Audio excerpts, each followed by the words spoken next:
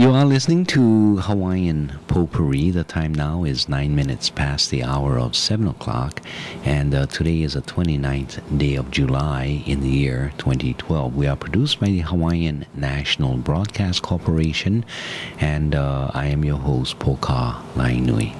Okay, continuing on, what I'd like to do now is move to some of the more current events occurring here in Hawaii, and then we'll take a look at what's happening in the international arena.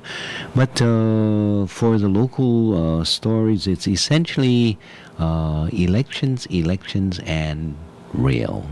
I think the rail has been the major determining factor, or one of the major determining factors among many of the candidates, especially for the Honolulu issue. And we find that Ben Cayetano is quite far ahead of his of both of his detractors and opposing candidates, Peter Carlisle and Kirk Caldwell.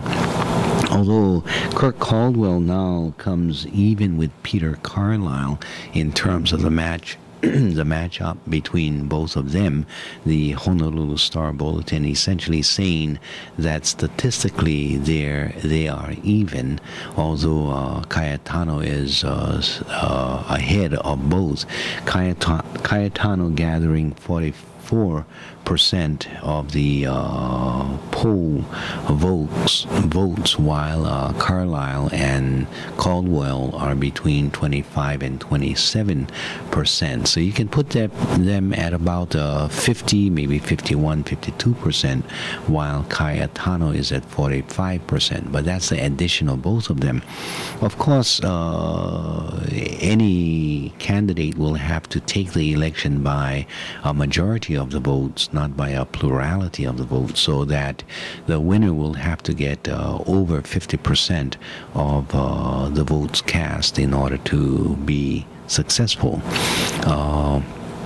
So there may be a runoff unless one of the candidates can get over 50% of the votes. And just as much as it is a vote for candidates, it is a vote on the question of should we continue with rail or not. So it's not necessarily only those who support rail will vote for Ben Cayetano, and those who are against rail will vote for Ben Cayetano. But there may be other factors which make one's determination as to who one votes for. But the question, as the Cayetano administration is trying to pose it, is one of essential character and one of power in Hawaii. So now the Cayetano campaign is positioning itself, or positioning Ben Cayetano as more a voice for the smaller folks, for the people out of power, and so he's running the campaign, or more currently, as one of the mistreatment of the way people in power are treating the smaller folks. And so Ben just physically aligns himself with a small guy, with the more local guy, the common man, and yet a common man with very, very high intelligence. And so, to a certain extent, he represents more the local vote than Caldwell, who aligns himself with being a, quote, local boy, and having grown up in Waipahu and then in Hilo, I think it was, or by Peter Carlisle, who is definitely not a, quote, local person, having, I believe, moved to Hawaii after receiving his law degree. All right, so that's how that one shapes up, and there's more people jumping in on the question of character of those who are running the campaign. There's one letter from John Kawamoto on July 18th, and this is a letter to the editor. He says, propaganda. Honolulu mayoral candidates Peter Carlisle and Kirk Caldwell are using insinuation and innuendo to discredit candidate Ben Cayetano. The facts are that some people illegally contributed to Cayetano's 1998 gubernatorial campaign by using false names. Cayetano didn't know about it, and his campaign spent most of the money. Years later, when the illegal contributions were discovered, both the Campaign Spending Commission and the Attorney General determined that Cayetano had done nothing illegal. Indeed, Carlisle, the former city prosecutor himself, said on a recent candidate forum that, quote, he, Cayetano, did nothing that was illegal. Yet both Carlisle and Caldwell continue to insist that Cayetano should not have received these contributions, calling them illegal and tying them to Cayetano. It has become a character issue, not about Cayetano's character, but that of Carlisle and Caldwell. I think one of the more poignant parts of this campaign was in a discussion that was held by Dan Boylan discussing with the three candidates various matters. And when it came to this particular issue, Ben looked at Kirk Caldwell and says, Kirk, can you actually look at me and tell me that I did something illegal at that time? And Kirk looked at Ben and said, well, you shouldn't have done what you did, and it wasn't right, and this, and that. And Ben seemed to have been caught off guard with that kind of response. It seems like at a prior time there was a different response from Caldwell, and now being on TV, he's coming out with an insistence that Ben had done something wrong. And Ben was saying, but look, we all know I had nothing to do with it. I didn't know that this happened. And at the end of my campaign, as I closed my campaign, whatever money we had left, we gave it all to the commission, and this was satisfactory to the commission. And Caldwell continued to play the accusatory role. And so what Ben said was, Kirk, I got to say, I'm very disappointed in you. And just that statement, I think, was a powerful, also very softly spoken, and Cayetano just left it at that. And I thought, well, that's a very interesting approach. Normally you would expect a lawyer and a politician to be more eloquent or more speechifying, but I thought that Ben's statement at that point, simply to say, I'm very disappointed in you, was most eloquent. Okay.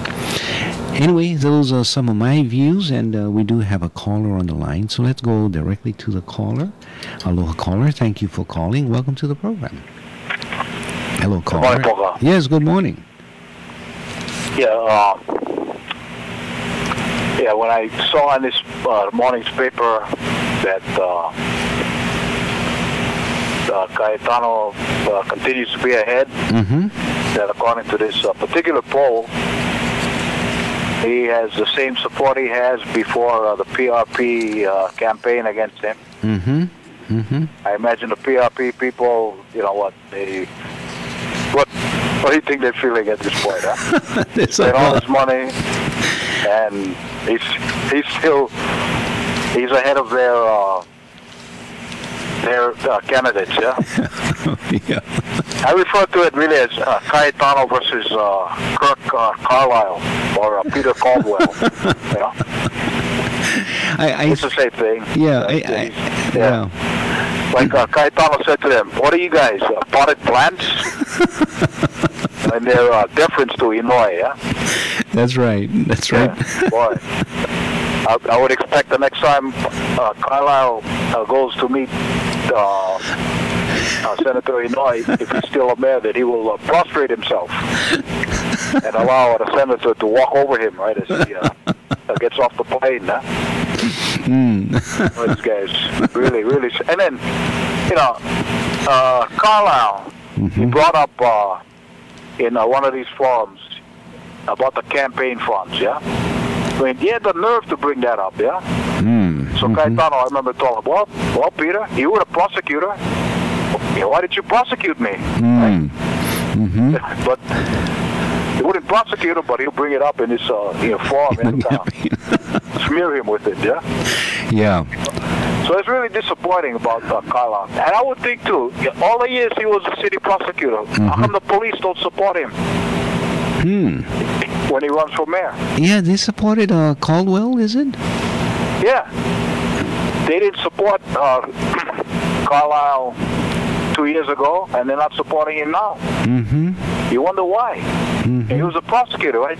You guys on the same team, right? Yeah. Working together. Oh, you would expect that to be the case. That's right. They don't support his candidacy. So I think it's really interesting. I don't know if it's a carryover from who was that other prosecutor?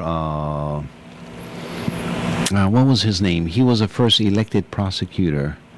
Marslin. Yeah, Marslin, because Carlisle was sort of Marslin's sidekick, yeah? And if, for example, in the Pulava case, Carlisle had recently come back from, or had graduated from law school and had worked at the prosecutor's office. Marslin moved from the corp counsel, went into the prosecutor's office because that was right after his son died, and he wanted to be a prosecutor and go after whoever killed the son. So and the cops knew all of this and tied Carlisle with Marslin. Now, in the Marslin operation of that office, and it was well known within the police department that Marslin was using his position to constantly go after who he thought, or whoever he thought had information about the murder of his son, and they were using that office to try to squeeze people to squeal on how to get the murderer of his son. And so there was a lot of abuse that was going on in the prosecutor's office. For example, one of my clients, they kept him in jail for over a year. I kept getting word back from people within the department that, you know, there's no case on this murder charge. We just don't have a case, but they kept my client in jail because Marslin believed that my client had that information about his son. And the cops were very disappointed. And Carlisle did nothing about it, and of course continued to loyally serve Marslin. So this taint, I believe, may have some influence in carrying over to an abuse of the use of this office, and it may have affected this whole issue of was that endorsement by the police department. Right. And also, at least Caldwell, he comes across at least being amicable, while Carlisle. Yeah, okay. Too many C's in this race. Right? Slip, yeah. Carlisle, he gives you the impression that he's like he's in a trial, right? Operating against an opposing attorney all the time, right? Always going to be the aggressor, right? Very, yeah. His personality is assertive, yeah. And a very well, he's cocky. Yeah, he's cocky. Yeah. Right. And he's constantly like that. I remember his remark to Caldwell at one of the forums. He was referring to his assistant, Doug Chin, and he said, "And I will take him over you anytime." You don't have to say that kind of thing at a forum. Yeah?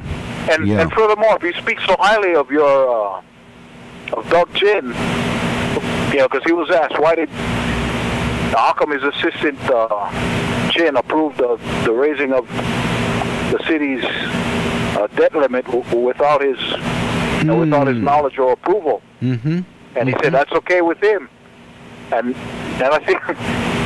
Like Cayetano said, well, if that's the case, why do we need you, Mr. Carlisle, right? what are you doing? Want to run Dog Ching? Get out there. Another reason for the potted plant illusion.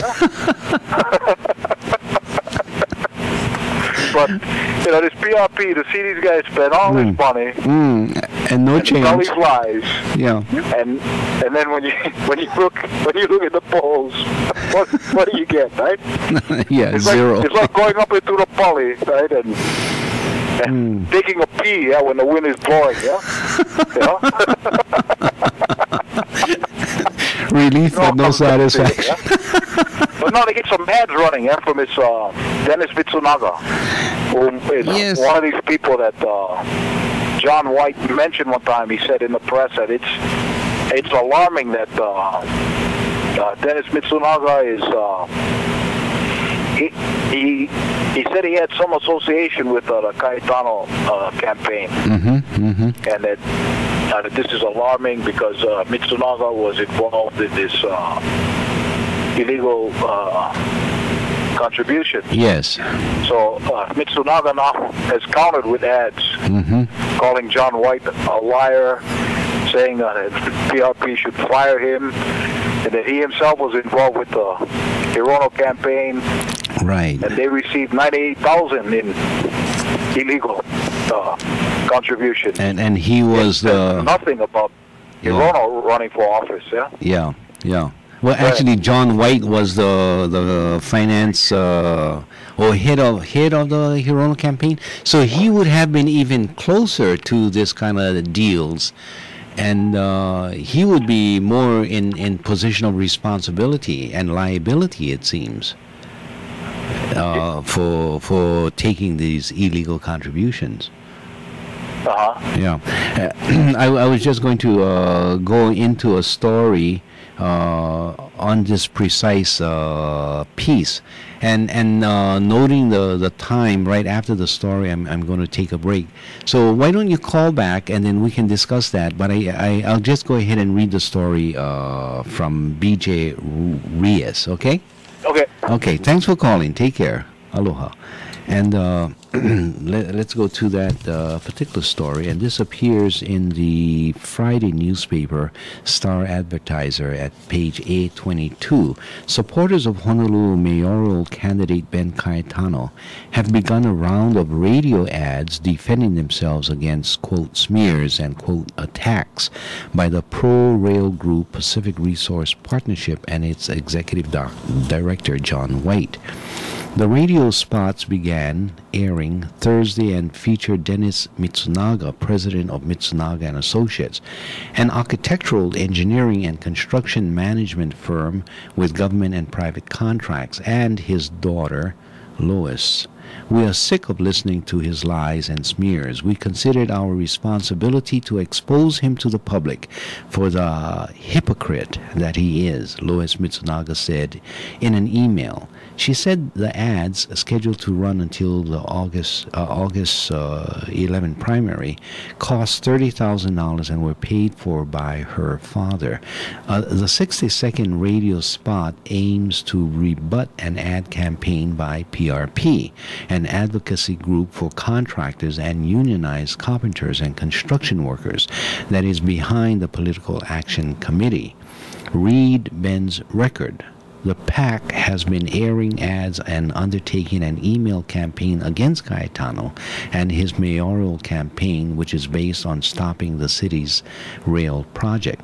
Cayetano is running against Mayor Peter Carlisle and former city managing director Kirk Caldwell, both strong rail supporters. I have great respect for our union, but I am very disappointed by John White and the outright lies he has used to smear former Governor Ben Cayetano and myself in his recent ads, Dennis Mitsunaga says in one ad. The PRP campaign alleges Mitsunaga benefited from a, quote, pay-to-play culture in the 1990s, in which campaign donations were seen as a way to gain influence in receiving public contracts. About the Mitsunaga's counter ads, White said, Ben Cayetano's campaign is getting defensive because they know voters don't want to return to the pay-to-play system that flourished when he was governor. White said Cayetano and Mitsunaga, quote, are desperate to keep the pressure on contractors, and they will do whatever it takes to win because they need Cayetano to give them no-bid government contracts. Mitsunaga, a member of the Hawaii Carpenters Union, has been a significant fundraiser for Democrats, including Cayetano, Governor Neil Abercrombie, and former Mayor Jeremy Harris. Although he was investigated as part of the 2004 campaign finance probe of Harris, he was never charged with a crime. White has claimed that illegal campaign donations made to Cayetano's last gubernatorial campaign resulted in millions of dollars in no-bid contracts to Mitsunaga. The Campaign Spending Commission cleared Cayetano of wrongdoing, and its former executive director, Bob Watada, who initiated much of the reform of the pay-to-play system, has called Cayetano one of the most honest politicians in Hawaii. The Mitsunagas say White is a hypocrite because he owns, or his own 2010 City Council campaign is being investigated by the Campaign Spending Commission. Christine Izumi Nitao, Commission Executive Director, said White has been asked to answer questions about his reports and has been cooperative. She said it is not a formal investigation. Okay, I'm going to take a break. I want to thank you all for your patience.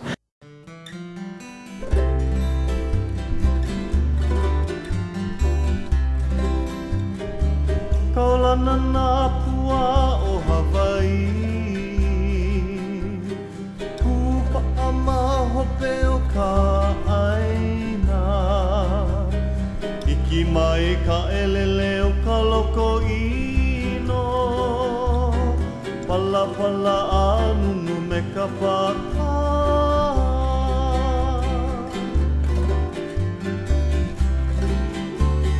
Mane mai Hawaii moku o ke ave, Koku ana honoa o Pilani, Ka ko'o mai kaua I o mano, Pa'apu me ke oni o ka kuhi hewa.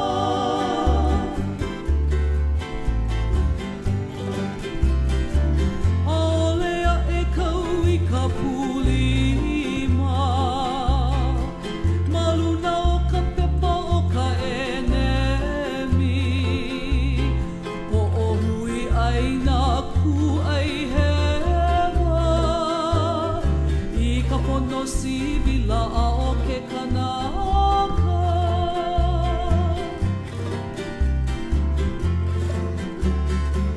Aole makoa e mina, I ka pu'u kala o ke au puni, Ua lava mai